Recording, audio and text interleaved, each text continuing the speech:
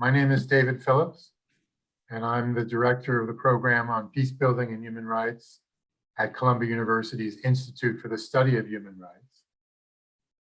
This webinar is occurring on the one-year anniversary of the Artsakh War.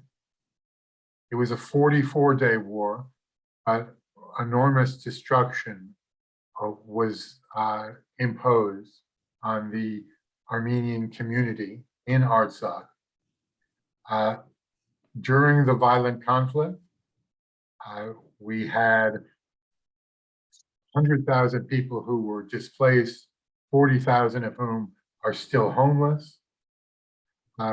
Several thousand people were killed, although the exact figure is something that we need to look into further. Meanwhile, instances of cultural desecration and targeting of Armenians during the 44-day period were widespread, and they continue to this day. So a year after the start of the war, the Armenian people of Artsakh are facing huge adversity and struggling to overcome the security and human welfare challenges that have been imposed on them, not only by Azerbaijan, but also by Islamist mercenaries who were brought to the battlefield, and by Turkey, which supports Azerbaijan and deployed armed drones, shaping the battlefield and changing the outcome. So to unpack these issues further, we're going to hear first from Armen Tatoyan. Armen's been a guest of Columbia before. He is the Human Rights Ombudsman of the Republic of Armenia, the Human Rights Defender. He's going to speak about implementation of the ceasefire agreement, the ongoing problem of prisoners of war, also the root causes of the conflict, the hatred that's directed towards Armenians by Azerbaijan, and also questions of the border. After Armen's presentation, we're going to hear from Michael Rubin. Michael is a senior fellow at the American Enterprise Institute. He's been an outspoken analyst of events in the South Caucasus and a critic of Turkey's genocidal policies, not only there, but elsewhere. He has a story, an article coming out today in the National Interest entitled "A Year of US Failure in the South Caucasus." So we at Columbia University feel very privileged that, Michael, you're able to join us. Armen, that you're back with us. We may, during the discussion, be visited by Artak Beglarian, who is a state minister and former human rights ombudsman in Artsakh. But we're going to get started. Armen's going to give us some overview and insights, and then Michael will turn to you. This webinar is being recorded. Guests have the chance to present questions through the Q&A function at the bottom of your screen. So let's get started. Let's hear from our experts, and then we'll carry on the conversation. Armen Tatoyan, the floor is yours.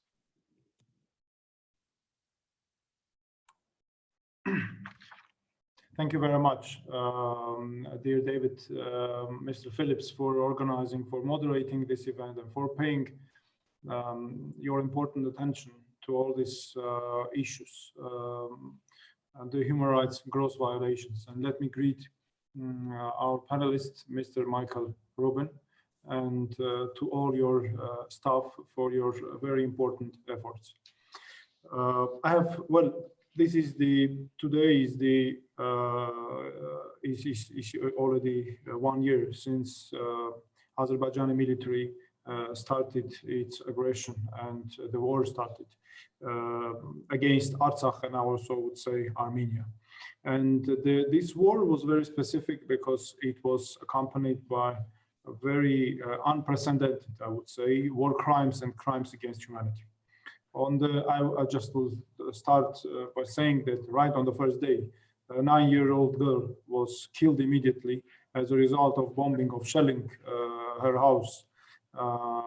And this war was very cruel in terms of treatment of Azerbaijani military forces, which is, I think, a result of years of hatred, state-supported hatred and enmity policy of Azerbaijan towards Armenians generally, and in particular towards Artsakh and Armenia. And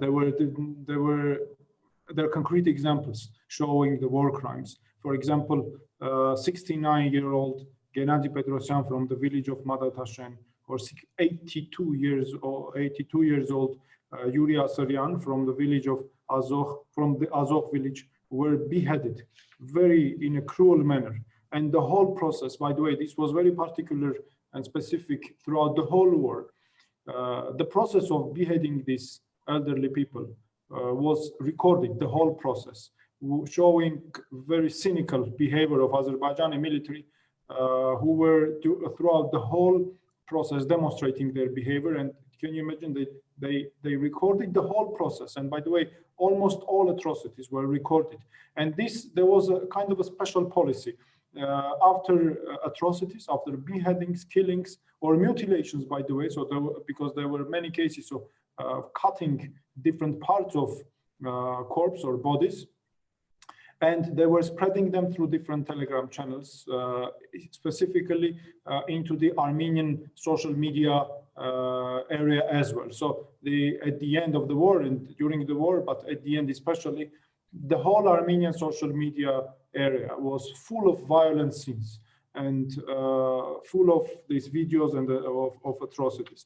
And of course, when we monitored also Azerbaijani media, and I have even, together with my Artsakh colleague, Artsakh human rights defender, human rights ombudsman, Mr. Artak Beglarian was at the time the ombudsman. We published a joint report on the monitoring of the situation, and we could see how people are praising these atrocities. And by the way, these soldiers, the very specific thing is these soldiers in all videos, they are with open faces, and they clearly know that these atrocities, beheadings, torture is only encouraged by the Azerbaijani authorities, because since up to now there has not been even a single case of bringing these criminals to liability. And this is one of the problems of this war, because it proves that the hatred, the policy of spreading hatred, enmity is continuous, and it is continuing nowadays. And moreover, it has already gained extremist forms and even amounting to fascism. And I have also to say that, which is very important, that our studies of over 300 videos and the speech of Azerbaijani armed forces, their behavior, everything shows that they were just inspired by the behavior of high-ranking officials of Azerbaijan, including repeating the same words as were used by their political high-ranking officials. And we have even compared word by word, and they were like very inspired. And there is even the very vivid videos which clearly demonstrate this, including torturing civilians, beheading, etc., literally recreating the same words. A very important principle here, or a factor which has to be taken into account, is that from the very outset of the war, civilian communities were very intensively targeted. So they were not like these shellings were targeted. They're directed towards the civilian communities. During the war and after the war, Armenian churches were destroyed as well and were vandalized. And I have to say that this was again the kind of continuation of the policy. And almost all of the atrocities are taken on the video, are filmed, and by the way, are documented by us, translated into English and also Russian languages, and we have provided to certain international partners. The specific thing with this war is that it was started during COVID-19 pandemic, when worldwide it was prohibited. And I have a special report, ad hoc report, which clearly proves that starting war during COVID-19 highly contributed, and because of this war, the number of death cases in Armenia went dramatically high, and it resulted in collapsing the healthcare systems of Artsakh and Armenia. So, and then in my special report, these atrocities, or let's say these attacks, are qualified as crimes against humanity. A very important thing is that has to be taken into due account is that currently the hatred and animosity policy is continuing, and I would say state-supported policy, and the consequences of this policy we now clearly observe and monitor around borders of Armenia, because right after the end of the war, I would say not war, I would say even hostilities, because I have the feeling that the war is still continuing. So around our borders, we could observe massive violations of human rights of our border residents. So these are shootings, regular shootings, especially right after the end of the war, and regularly they become very intensive. Targeting, very recently, they were targeting villages of Armenia, of the Georgikunik province. Even children playing in the yards of their houses were targeted. So the shootings hit the walls right next to them. They're setting fires very recently, massive fires, to the pastures, to the grassroads, grasslands of Armenians, of our villagers. Apart from that, there are many cases of dragging people, of stealing cattle, which people, by the way, gain through credits, etc. A dangerous, very dangerous development is related to the roads of that are connecting Armenian communities or communities of Armenia. This is specifically, I'm speaking about Syunik. Since Azerbaijani military is present, or border guards, let's say, so for me there's no difference because they're armed people, they are present on the roads, and there are different checkpoints. And very recently we had a case when the road leading from one city of Armenia to another, from Goris to Kapan, was blocked for several days by Azerbaijani military forces, leaving behind or isolated several villages. And these villages were right at almost under the threat of humanitarian crisis. So consequently, we can clearly see that itself, the presence of Azerbaijani armed forces or armed servicemen, let me put it this way, is itself a violation of the right to life, of right to free movement, right to liberty, right to property and other rights internationally recognized of our border residents. And I have also to say that in many places where Azerbaijani military currently is present, we have all the proofs that they belong to the citizens of Armenia based on legal documentation. So these are legal, we have the proofs of legally recognized rights of Armenian citizens. And let me also very quickly touch upon the issue of Armenian prisoners of war. We have prisoners of war in Azerbaijan who are not returned yet. So there are illegal proceedings in Azerbaijan, artificial, illegal proceedings. And as you touched upon the Trilateral Agreement, I have to say that in the Trilateral Agreement, it is clearly mentioned that all these people must be returned. Armenia returned all of them because there was an all-for-all principle.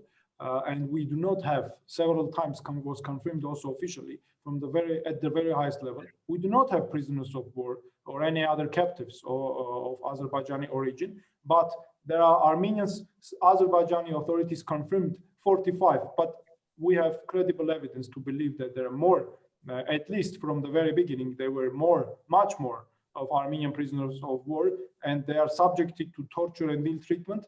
They're under threat, their life is under threat, and the threat is very real. I have several reports based only on evidence, and these evidence-based reports clearly certify this. And Azerbaijani military authorities, they politicize the whole process. They use the prisoners of war, the fact of existing prisoners of war, for bargaining purposes. For instance, to have control, to acquire control over the territories, or to use the issue in the negotiations, etc.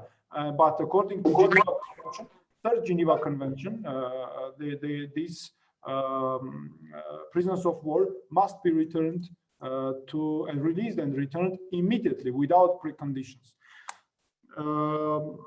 Given time restraints and limitations, I would focus on these main important issues, and of course, I'm ready to answer any questions. Thank you very much again. Armin, you indicated that atrocities were the state policy of Azerbaijan. Were combatants in the field committing crimes on their own, or were they acting under direction?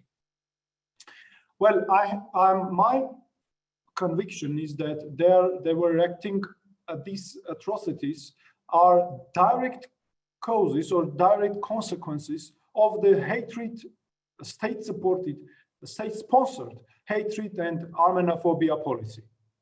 Moreover, these people are not punished, and they are confident that they will not be punished, and they will be only encouraged. We have the proofs of this not only from this war, but also the war of 2016, when soldiers that cut the ears of an elderly couple on the first day of this war were later awarded by the authorities of Azerbaijan. So I think that this is the main point here, and so there was the second part of your question.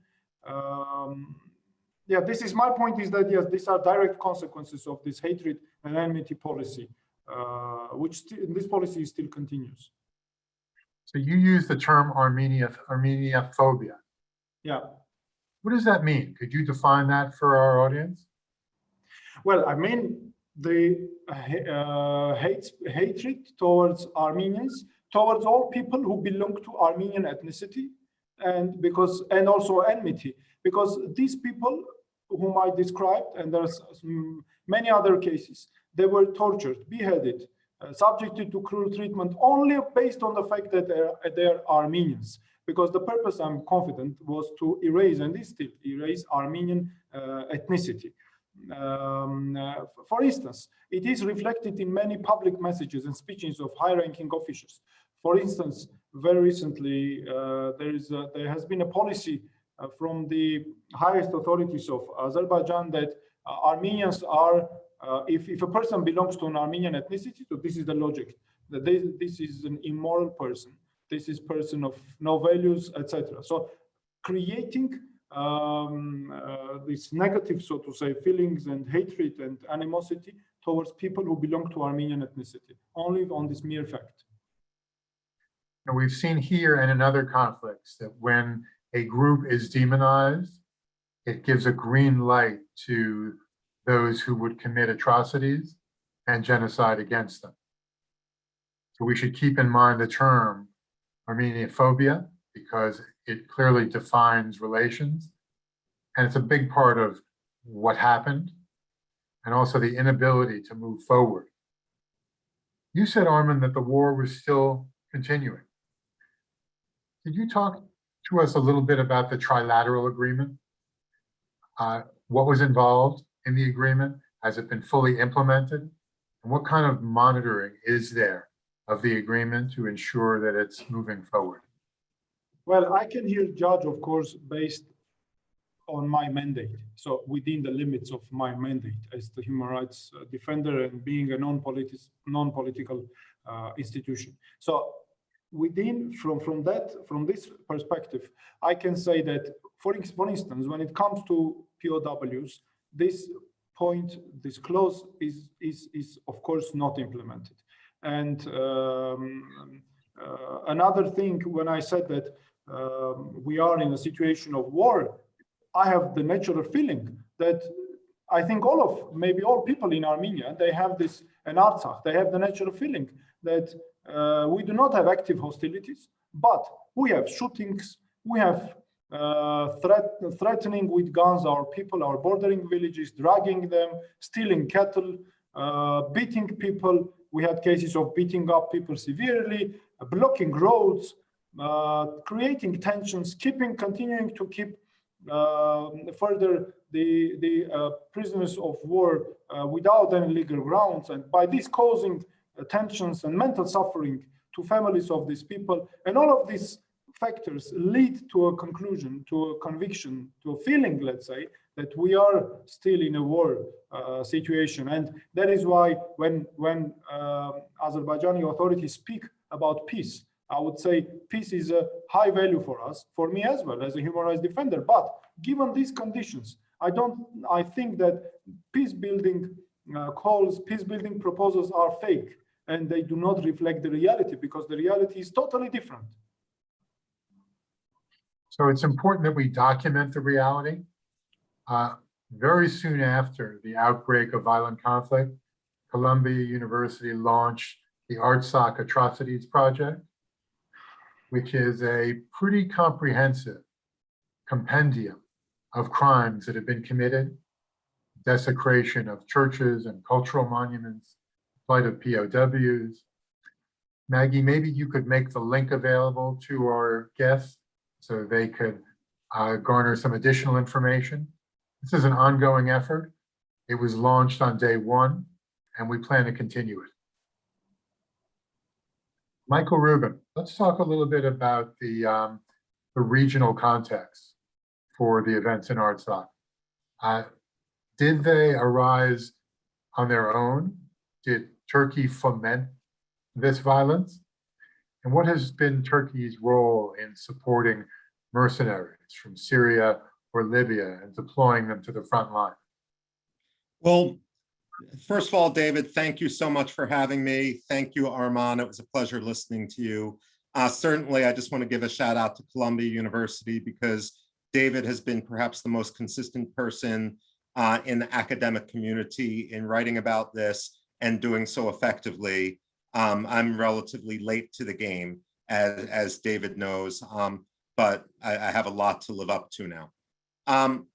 With regard to your questions, David, you know, I mean, by training, I'm an Iran specialist rather than a South Caucasus specialist. And working in the Defense Department in the past, and also writing more broadly on a range of issues. And I know you do as well, David, because we've interacted on other issues as well. I just want to point out that this isn't just about Armenia, and what happened in Artsakh shouldn't be considered in Washington as just about Armenia and Armenians. If the Armenian genocide was a test case for the Holocaust, the question then becomes whether this invasion, which was launched on the 100th anniversary of the Ottoman invasion of the independent Republic of Armenia, whether this invasion was a test case for something else. And certainly in the year since the surprise attack by Turkey and by Azerbaijan on Artsakh, we've seen Turkish drones used to great effect, not only against the Kurds and the Yazidis, but we've also more recently seen moves by Turkey to use the same strategies which they employed against Armenians in Artsakh, against the Tigrayans, a Christian community, an ancient Christian community in Ethiopia. We do need to address the issue of drones and the jihadi mercenaries, because again, what we saw was a test case. If Turkey and Azerbaijan are able to get away with using jihadi mercenaries, some of whom had direct experience in the Islamic State or with Al-Qaeda affiliates in Syria, if they get away with using them, then they're simply going to use them more. And it creates a plausible deniability for not only Turkey and Azerbaijan, but also for a host of other countries that might see this as a policy success, as an end run against diplomacy, as creating a fait accompli. Now, what worries me moving forward and why I think the United States needs to be so concerned, again, we're not just talking about Artsakh. As Arman alluded to, there have been a number of attacks across the Armenian border and testing the Armenian border. So we see not only the rhetoric of the Azerbaijani dictator Ilham Aliyev, but we actually see actions which seem to be putting this rhetoric into the realm of reality. And again, as someone who, I mean, one of my books was on a history of American diplomacy with rogue regimes and terrorist groups.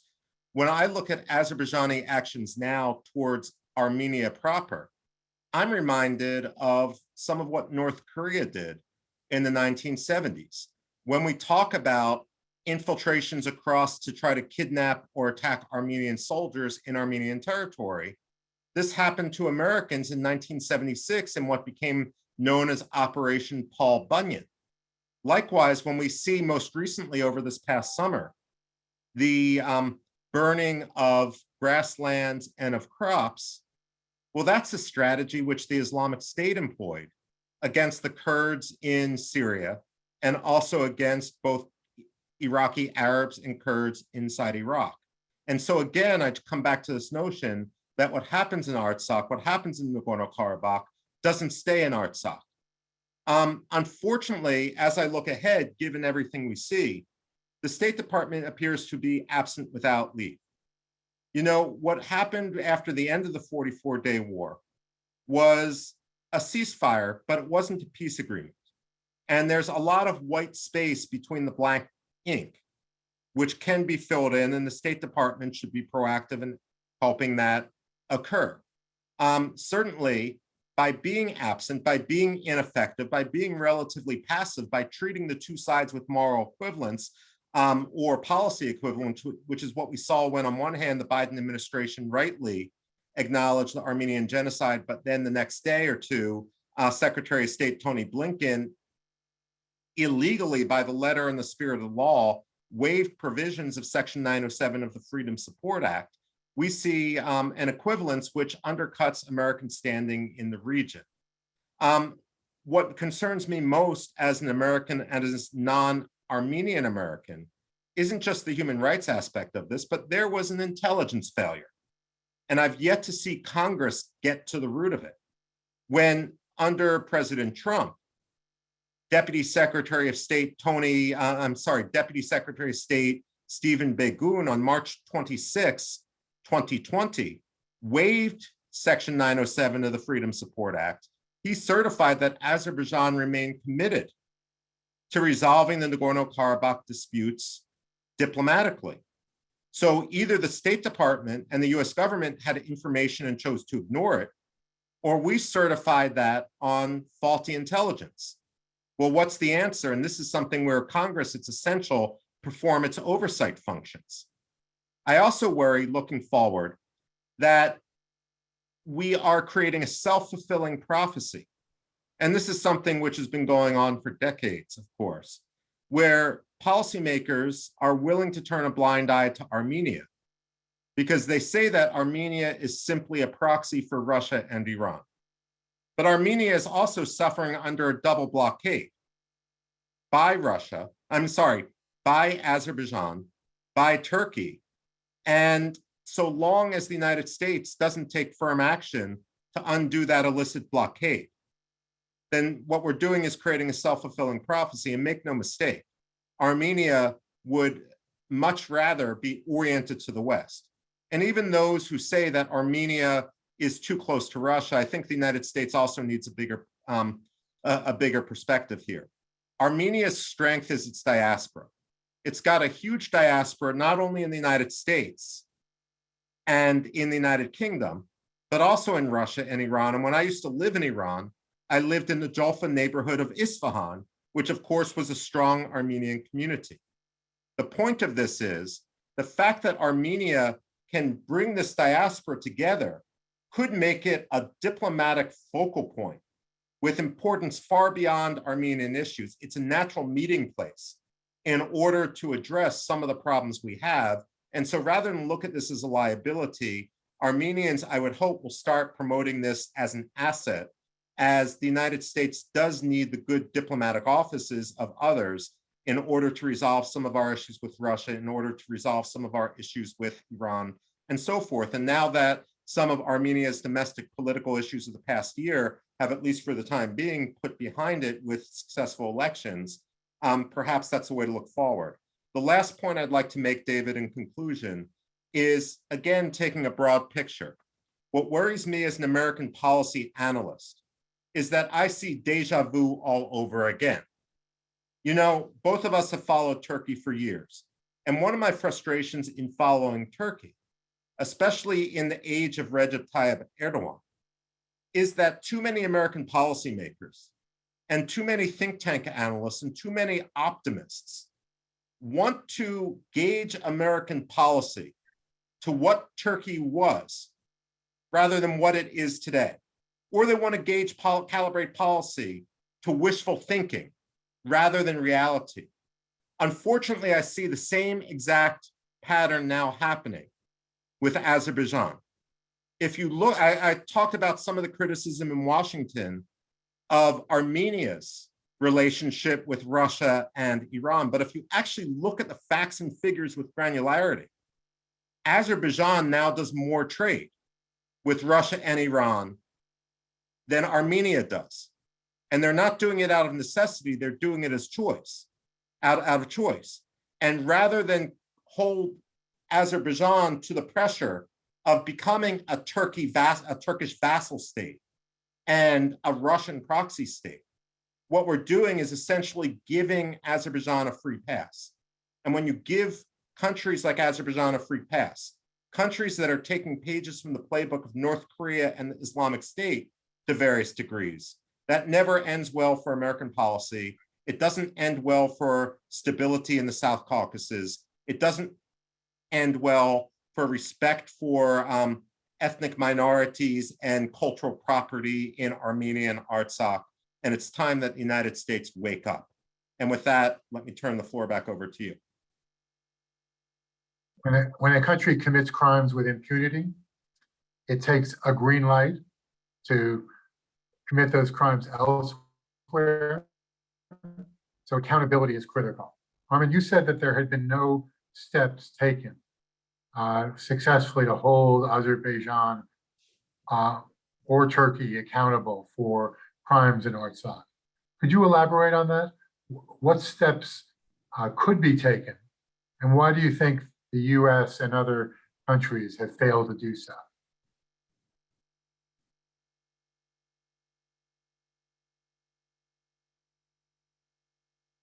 That was to Armand, right? It was to Armand. Actually, Michael, you're welcome to weigh in on that too. No, Armand just unmuted, so let me defer to Armand. Well, since this is this question creates contains political components, I think I will be able to answer only to respond from human rights point. And but if I may, David, can I make some but very important addition to what I said? Is it possible? Of course. You know what I wanted to say. Michael very rightly pointed out and mentioned about the terrorists and jihadists. We have undeniable evidence. My office has undeniable evidence with English translations, documented, well analyzed, confirming participation of jihadists and terrorists. By the way, we have also evidence that confirmed that they were hired for money to fight in Artsakh. And I have also to say that there is a Human Rights Council, United Nations Human Rights Council resolution, which qualifies. This resolution was adopted in 2019 in September, if I'm not mistaken. So this resolution qualifies as a complex crime, involvement and use of terrorists, mercenaries to hinder exercise of the right to self-determination of people. So there is a specific resolution of the UN Human Rights Council, and there is a specific working group, by the way, created under the UN Human Rights Council resolution. We have sent our report several times, and the working group has published a report, the UN working group, confirming the existence in Artsakh terrorist mercenaries. This is just a fact underlining also for your audience. A very important thing is also that is happening around our borders and on the roads is are the consequences of this policy. Well, the first thing that I mentioned, or very important thing that I forgot to mention, very recently we had even cases on the roads when Azerbaijani soldiers, they stop our children, buses that transfer children.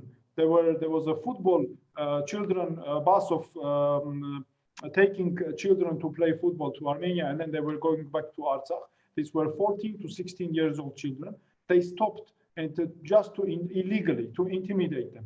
And by the way, I myself consider that without delimitation and demarcation, there is a claim that these territories or the parts of the territories that are now where they are located belong to Azerbaijan.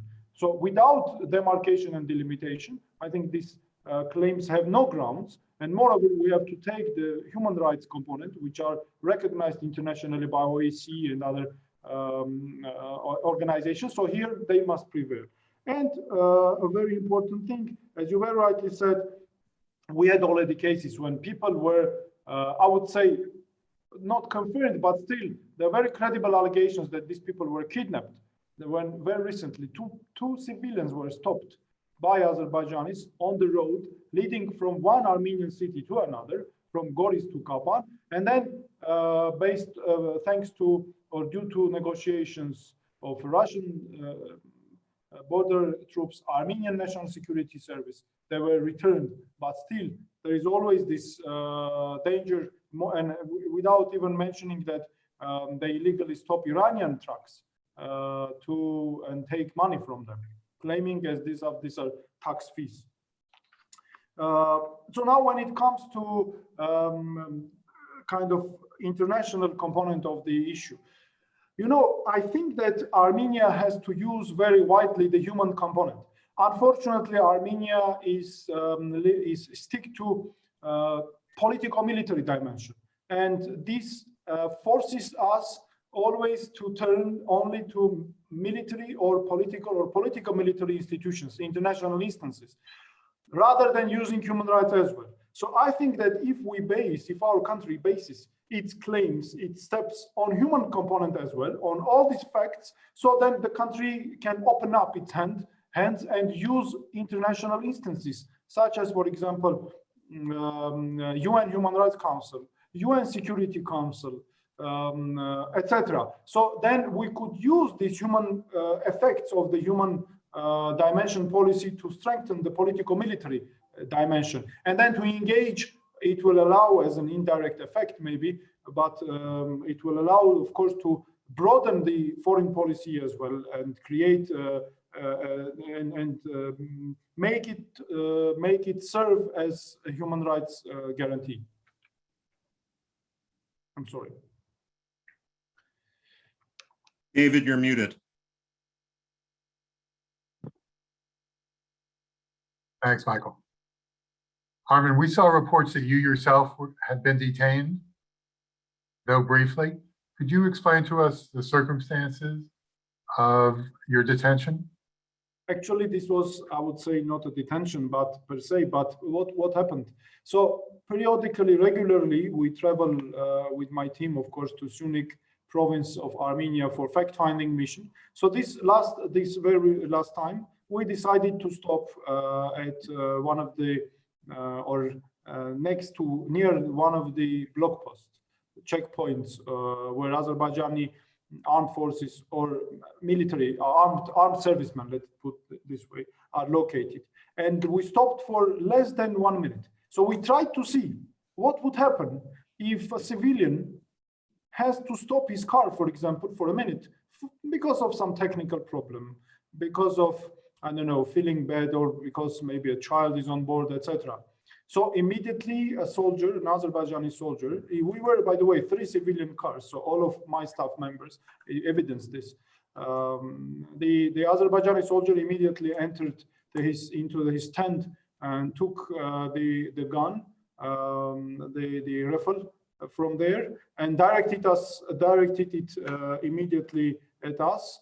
and the other one was watching with binoculars, making shouting, etc., like trying to say that they are going to shoot, or at least requiring us to move from there. So of course, just not to endanger lives of my staff members, we left that place, but it was less than 1 minute, and we had in several places where we stopped again, lots of noise, shoutings, etc., watching through binoculars, but our cars were civilian, and as if we were traveling, as if residents could travel every day. So this was the incident, and this incident proved that itself, presence of Azerbaijani armed servicemen, be this border guard, be this armed forces, is violation of the right to life of our civilian population. So we have a question from the audience about the ICJ and whether it is an applicable platform for accountability. Michael, what do you think about that? What what mechanisms exist? David, first of all, I'm not an expert on the ICJ, and so I'm probably going to deflect the question back to you. That said, as someone who's a little bit more conservative, I tend to be a bit cynical about some of these international organizations in a nutshell, because when they do work, they work at a glacial pace, and often they become a mechanism by which states can avoid direct action, but have the appearance of taking action. And so it's essential not to fall into a trap like that. The last reason for my cynicism is when we look at something like UNESCO, which of course has a very different mandate, you have a completely unqualified goodwill ambassador, Ilham Aliyev's wife, who only has that goodwill ambassadorship because she's embezzled billions of dollars along with her husband from the Republic of Azerbaijan. The point of this is, don't expect international organizations, even the ICJ, to be objective.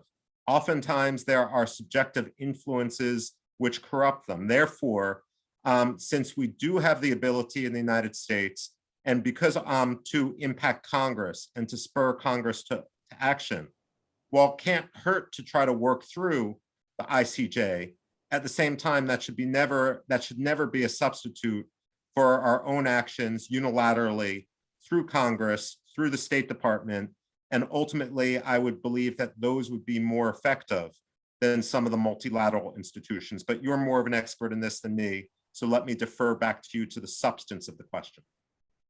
So we know that international organizations don't work unless the US is driving the agenda and demonstrating leadership. Let's talk a little bit about your article in the National Interest. You're critical of the Biden administration and the US performance over the past year. Why are you critical? Where have you found fault? Okay, well, David, first of all, just to be clear, I'm not simply critical of the Biden administration, I'm critical of the Trump administration as well, simply because I would argue that both have taken their eyes off the road. So where am I critical? First and foremost, waiving Section 907 under Trump was an intelligence failure. Waiving Section 907 under Biden eroded the seriousness with which anyone in the region took the United States, simply because it appeared that Biden, or actually Secretary of State Tony Blinken, was putting short-term diplomatic interests above the objectivity of the law. I would like to see Congress push back hard on this to see what evidence there was for this sort of waiver. Beyond that, the State Department often says that they are underfunded, and they are. And I think you may have written on this before, except we also have, even though the State Department perhaps is underfunded, it's one of the largest foreign services, if not the largest foreign service on earth. And so we simply have a problem where we are myopic, where we can't do more than one thing at the same time. And what we know is that the United States is at its strongest when we are proactive rather than reactive. Unfortunately, under not only Biden, but also certainly under Trump, and if I may, under Obama and George W. Bush before that, we have been entirely too reactive rather than seeking to set the agenda, as you yourself said. There is much we could do, but the first issue is we need to decide to do it. Here, just one very concrete issue. While the November 9th ceasefire agreement was satisfying to no one, and it allowed Russian forces to come in as peacekeepers against what the understanding of the Minsk group diplomats was before that. When we see any of these violations, which Arman has made plenty of reference to, are the Russian peacekeepers putting those formally in the reports and making them available to other Minsk group records? Now, on one hand, that's not going to actually change Azerbaijan action. But as any international lawyer can tell you, and I'm not one, but I talk to some good ones, it sets a record of behavior which can ultimately contribute to some policy sanctions against Azerbaijani effectiveness. So you take what we have in the November 9th agreement, you hold Russia and Azerbaijan and Turkey to the letter of that, and don't let them get away with shirking responsibilities. And at the same time, you massage that agreement and what's unstated to get the best possible outcome for Armenia and for the preservation of the cultural heritage which Azerbaijanis and their jihadist allies appear to be determined to destroy. Armin, what was your reaction when President Biden acknowledged the Armenian genocide? And to what extent has the Republic of Armenia been able to build coalitions among diverse and different countries to support its interests, including the question of accountability? Well, I'm, of course, Let me just add that question comes from Susan Jerian in Los Angeles. Okay, thank you for the question. Thank you to Susan. That statement is apparently crucial, very important and historical. And that statement kind of completed the behavior of three co-chairs of the Minsk group, because France, Russia, and the US finally, they, at the very highest level, they recognized the Armenian genocide. And I have to say that Armenia must use this very important development, this very important reality, I would say, for the protection of our interests, of our people's interests nowadays, because what happened in Artsakh, what is happening now also around the borders of Armenia, it is a clear policy of ethnic cleansing and genocidal policy. That is why we have all the components. We have mass destruction of churches and the culture, Armenian culture. We have mass atrocities, cruel treatment, torture, beheading. We have hatred and animosity policy and deep Armenophobia amounting to fascism.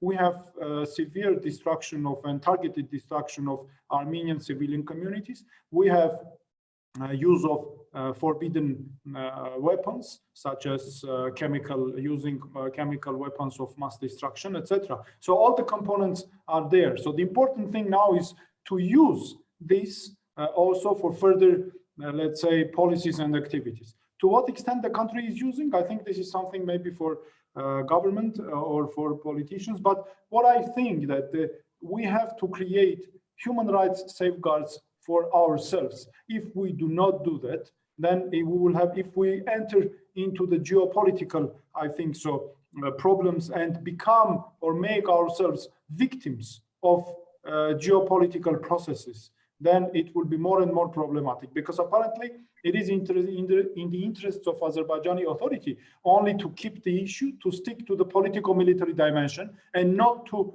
broaden, let's say, and engage with legal or human rights protection instances. Then if we broaden our possibilities and use these advantages as well, I think then it will be we will have more grounds to create these guarantees for us.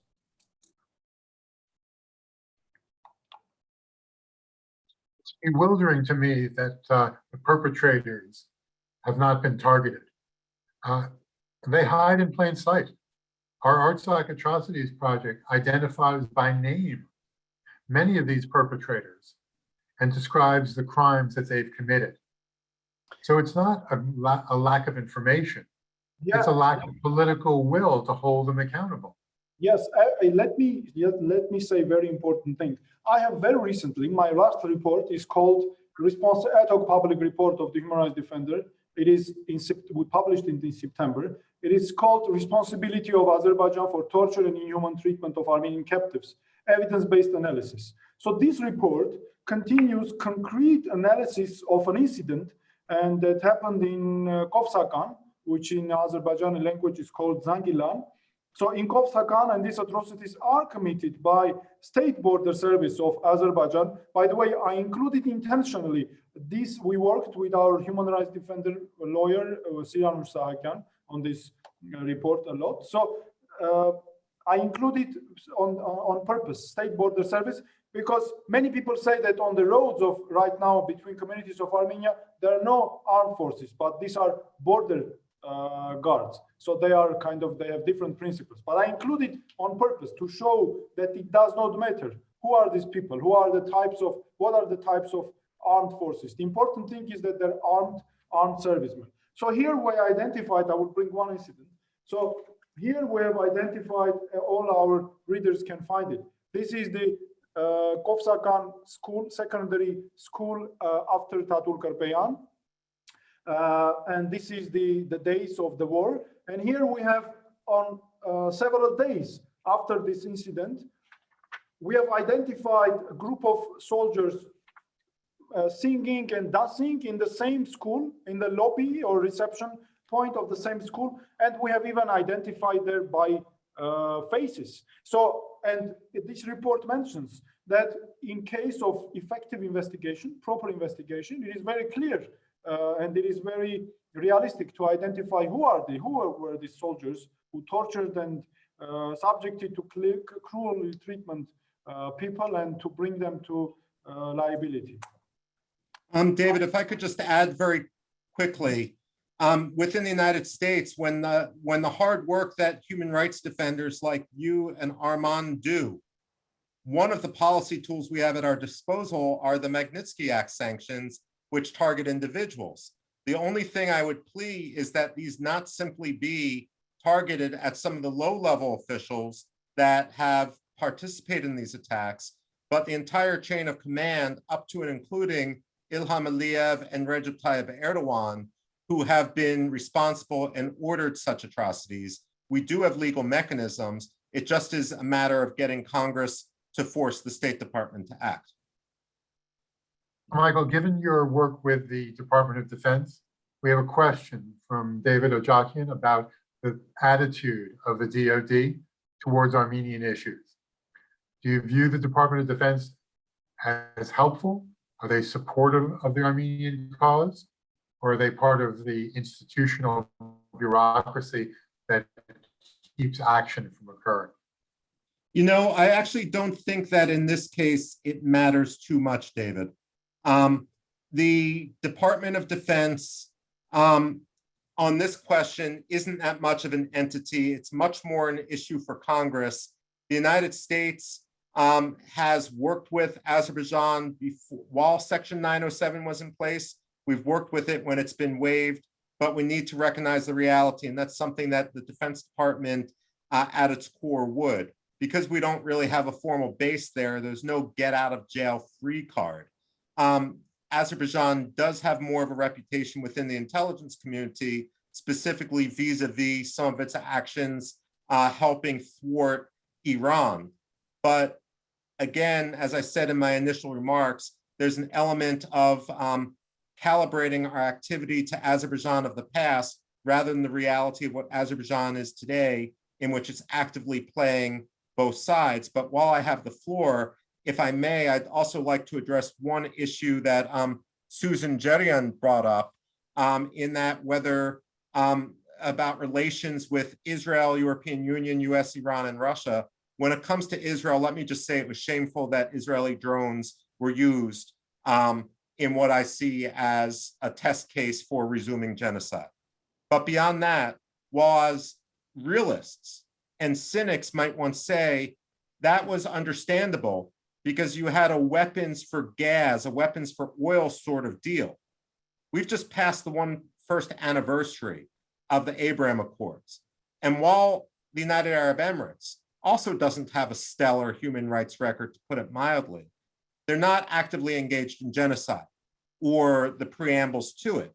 And therefore, much of the pressure needs to be on getting Israel to recognize they now do have options to break this arms for energy trade. What I worry about moving forward with regard to Israel is, while I don't go to Israel often, I've heard gossip of national security officials there, mid-level people, who say they can't wait till they retire so that they can go into business with Azerbaijan. And once you have that dynamic at play, you get institutional resistance to any serious reform. So this relationship needs to be broken, not by castigating Israel or forcing them into a corner, but just by convincing them that they have better long-term options in the future if they break this immoral trade. Well, there's plenty of blame to go around, but let's also offer a word of commendation to members of the US Congress that have been so outspoken on Armenian issues and recently pushed through important amendments to the National Defense Authorization Act. That wouldn't happen if groups like the Armenian Assembly of America weren't advocating effectively on behalf of the Armenian cause. And this panel today is the start of several days of discussion that the Assembly is hosting. There's an agenda of items that will be discussed, experts that will have a chance to have their voices heard. We get to break the ice and start that discussion. And we've done that very commendably. Armin Tatoyan, we're grateful to you for your presentation, how lucid and compelling it was. And Michael, my respect and admiration to you, not only for your participation in today's panel, but for raising your voice so consistently and so strongly on this issue. So with that, I think that we're going to adjourn. We're at the end of our hour. Many thanks to our guests for joining. Many thanks to our panelists for participating. There's clearly a lot more work to do. And we're going to redouble our efforts so that next year, on the second anniversary, we can point to some success stories. So, gentlemen, thank you for being here. Thanks for joining. Great to have you. And Columbia pledges its continued solidarity and support to the victims in Artsakh.